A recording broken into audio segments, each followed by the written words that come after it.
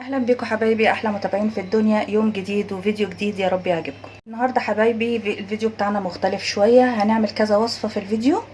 هنمشي مع بعض خطوه خطوه وهنعمل كل وصفه. يا رب بستفيدكم ولو بمعلومه بسيطه. يلا بينا مع بعض. اول حاجه هعملها، هبتدي اعمل بصل في الكبه. هعمل بصل احمر على ابيض لان ده هحتاجه النهارده، فهعمله كله بقى في الكبه وارجع لكم. اول حاجه هبتدي اعملها النهارده البانيه. هعمله بوصفه جديده غير اللي احنا عملناهم قبل كده. طبعا البانيه ليه كذا وصفة، فانا هبتدي اعمل البانيه بوصفة جديدة كده. يا رب تعجبكم ويا رب تجربوها، انا جربتها قبل كده تحفة بجد، يعني حلوة جدا جدا، وكان طري من جوه ومقرمش من بره، فقلت اعملها لكم. عندي هنا نص كوباية لبن، احط عليه شوية خل كده عشان اخليه زي اللبن الرايب كده.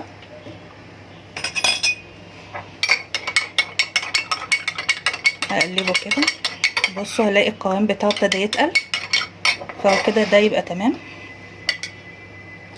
احطه كده،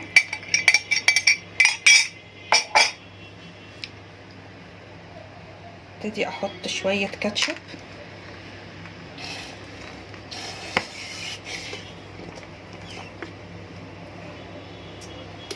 بتدي طعم، طبعا على حسب الرغبة، الكمية طبعا ترجعلك.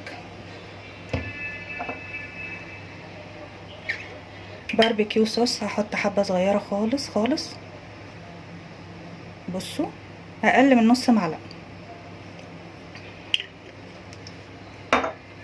مستردة،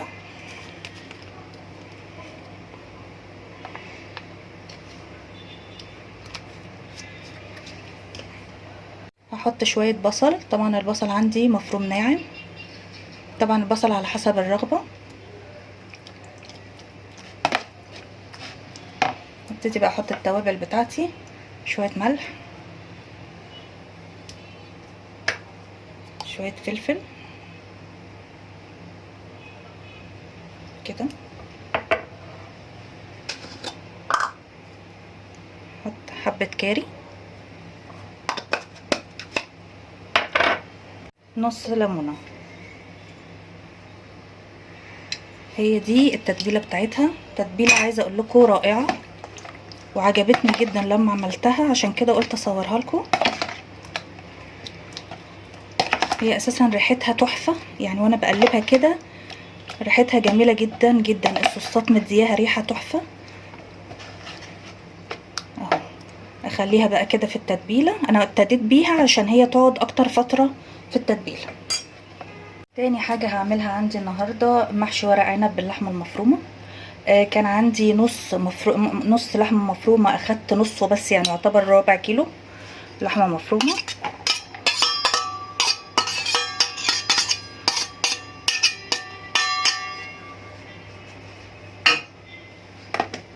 كوباية ونص رز مغسولة ومتصفية كويس.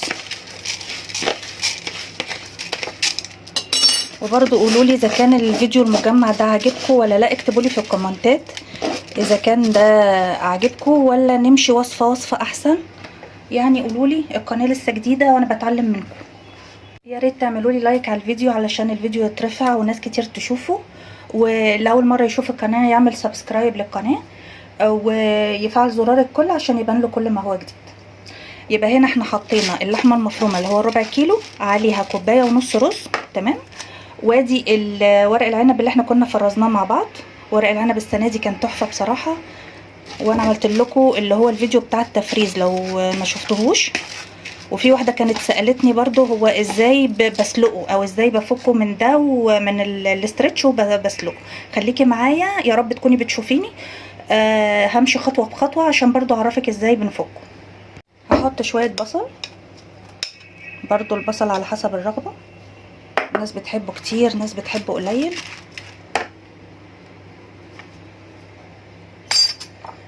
هبتدي احط التوابل،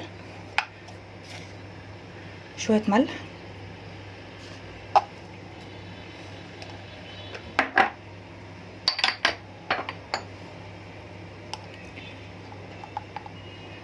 شوية فلفل اسود،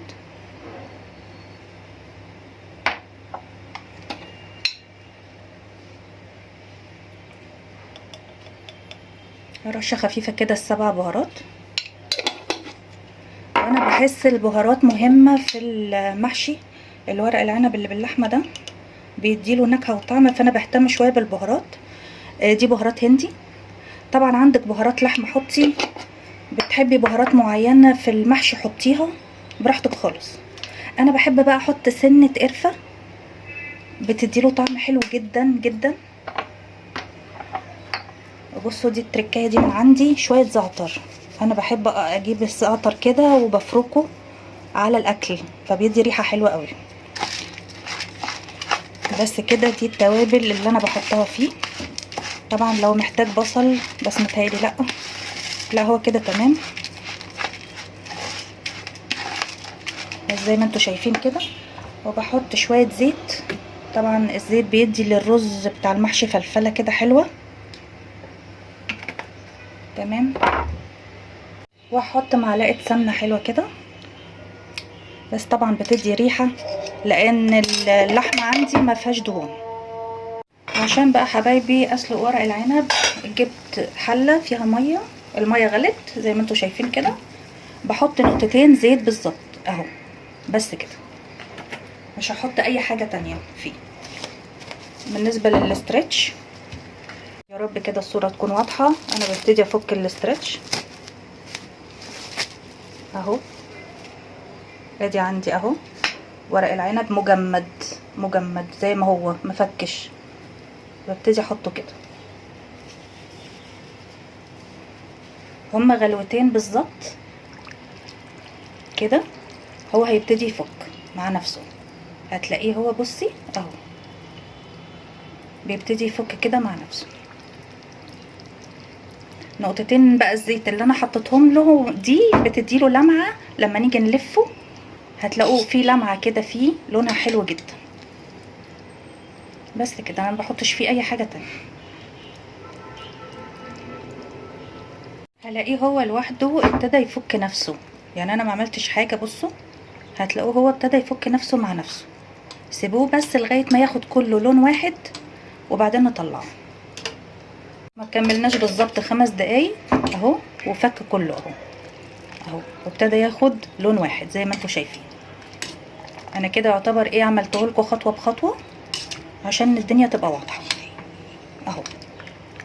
خلاص كده، انا مش عايزه ازود السوا عليه علشان ما يتهريش مني، فهطلعه. هو كده بالظبط غلوتين وبطلعه.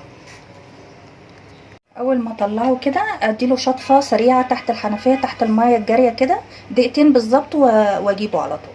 بعد ما شطفته اهي، الورقه بورقتها اهي ما اتهرتش مني اهي زي ما انتوا شايفين اهي، مش مهريه. فما تزوديش السليق عليه علشان ما يتهريش منك، ويستحمل بقى سوى الحله بعد كده اهو زي الفل.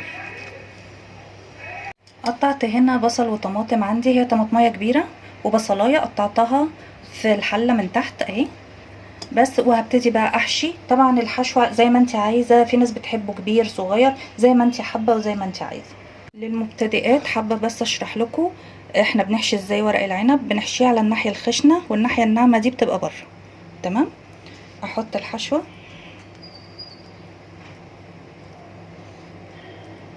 كده، ده طبعا للمبتدئات اهي. ما تحاوليش تخليه يعني تخين، وهو كده احلى كتير زي بتاع المطاعم اهو. ده شكل حلة المحشي اهي بعد ما حشيتها. نخلي بالنا بس ان ما يبقاش فيه رز بره، لان ده عند السوا بيعجن، فنخلي بالنا ونرص كده، يعني مثلا كده وبعد كده كده عكس بعض. الرص يبقى عكس بعضه كده لغايه ما مليت الحله اهو. وطلعت كيسين شوربه عندي اهو، هسيبهم يفكوا علشان اسقي بيهم المحشي وخلاص على كده. يعني انا مبحبش استعمل لا مرقه الدجاج ولا مرقه الخضروات بصراحه. ابتدي اسوي بقى المحشي. هحط معلقه سمنه كده اوزعها،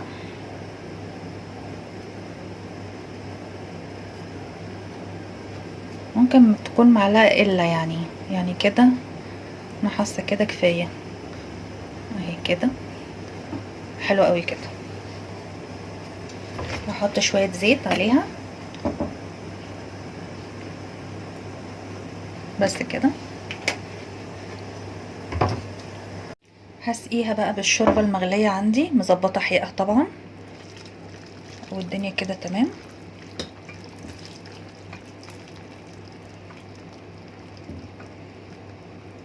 انا مش عايزه الدنيا يعني الشوربه تبقى كتيره، اشربها كده.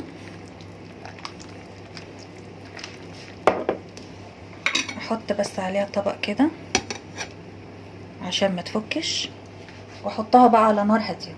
محشي كده على نار هاديه، اسيبه بقى ياخد وقته ويستوي على مهله. هرجع بقى هنا تاني للبانيه اللي تبلته. هجيب عندي شويه بقسماط،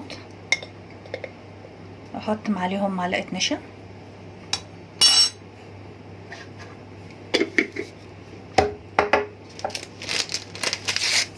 شويه بيكنج باودر صغيره كده، رشه بس كده،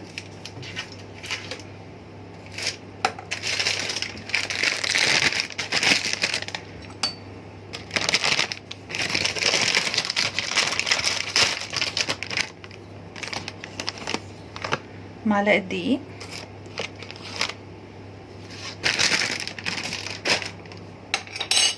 شويه ملح، ده علشان احنا كده بنطعم الكفر اللي بره، نخلي ليه طعم. شويه فلفل اسود،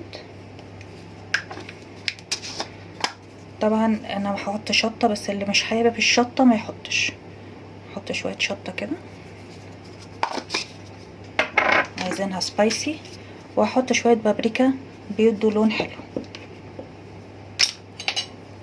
بس كده. ده طبعا بديل الفيجيتار اللي بيتباع بره، يعني هو هيديكي حتى نفس الشكل، هوريهولكوا دلوقتي، هيجيب معايا شكل الفيجيتار بالظبط.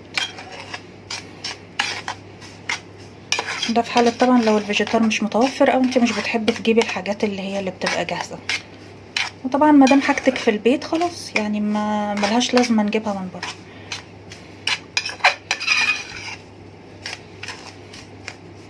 بس كده. وابتدي بقى هحط الفراخ عندي، طبعا كده خدت وقتها حلو جدا جدا، فابتدي بقى احطها كده التتبيله كده بتاعتي. اضغط كده يا جماعه علشان الكفر ما يفكش، اهو بالمنظر ده، واحطها لغايه ما اخلص الكميه عندي. ده شكل البانيه اهو بعد ما خلصناه تمام. عملناه ولا احتاج بيض ولا احتاج اي حاجه، هو بس بالتتبيله اللي احنا عملناها بيطلع طعمه تحفه وريحته جميله، وكمان بيبقى مقرمش من بره وطري من جوه، فبيبقى رائع بصراحه. هحطه بقى دلوقتي شويه في التلاجة لغايه ميعاد التحمير. يلا بينا مع بعض نعمل 3 طبق معانا النهارده. هحمر مكرونه. طريقه بقى المكرونه المحمره على طريقتي انا زي ما انا بعملها. هحط شويه زيت، استنى الزيت يسخن، وبعد كده احط المكرونه. هتشوفوا بقى معايا المكرونه بتاعتي انا بعملها ازاي، المكرونه المحمره، وبتطلع ازاي الواحده بوحدتها. انا مش هعمل كميه كبيره، بس طبعا انت لو هتعملي كميه كبيره ضعفي الكميه عادي جدا، مفيش مشكله. انا بحب المكرونه اللي هي المرمريه دي في المكرونه التحمير، بتبقى احلى صراحه. متنسوش حبايبي اللايك والكومنت الحلو بتاعكم زيكم. كومنتات بصراحه حلوه جدا جدا اللي بتتبعت، ربنا يخليكم ليا يا رب، ودايما مشجعيني كده.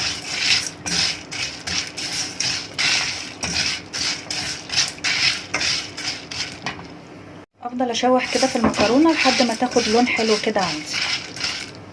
قرب ما الاقيها هتبتدي تتحمر بنزل معلقه بصل وحته توم صغيره خالص زي ما انتم شايفين كده، واشوحها معاها كده بالمنظر، هتديها طعم وريحه تحفه تحفه البصل والثوم.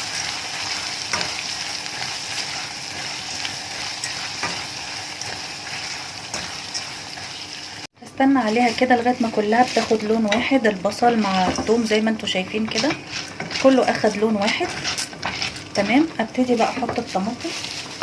الطماطم دي احنا مفرزينها مع بعض. احط طبعا الكميه اللي انا عايزاها.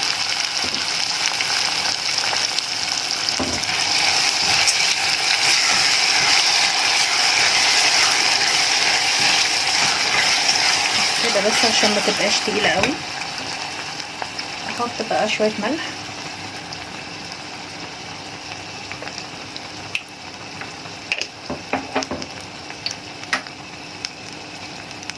شويه فلفل،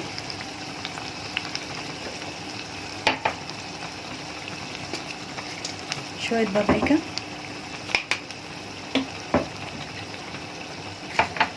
انا بحب احط على المكرونه اللي بالطماطم شويه زعتر كده. اكون مجهزه الكتل عندي ميه سخنه، احط لها حبه كده تستوي فيها.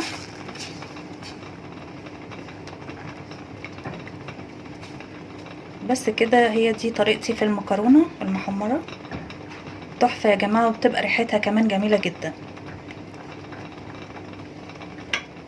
ازود لها شويه ميه بس كده، وعلى نار هاديه، واسيبها بقى تستوي. ده الشكل النهائي لاكلنا النهارده. عملنا البانيه وحمرناه بزيت غزير، وطلعناه على شبكه او على مصفى. بصوا، مقرمش من بره وطري من جوه. تعالوا نشوف واحده اهي، والكفر متشالش ولا اي حاجه اهو. بالنسبه للمكرونه، المكرونه اهي الواحده بوحدتها زي ما انتوا شايفين اهو، لا اتكسرت ولا اتعجنت ولا اي حاجه، وريحتها حلوه جدا جدا. ورق العنب اهو، وادي سواه من جوه اهو زي ما انتوا شايفين، الرز مفلفل من جوه اهو مش معجن. يا رب يكون الفيديو عجبكم ونال رضاكم، ومستنيه كومنتاتكم تقولوا لي برضو رايكم فيه، واشوفكم في فيديو جديد.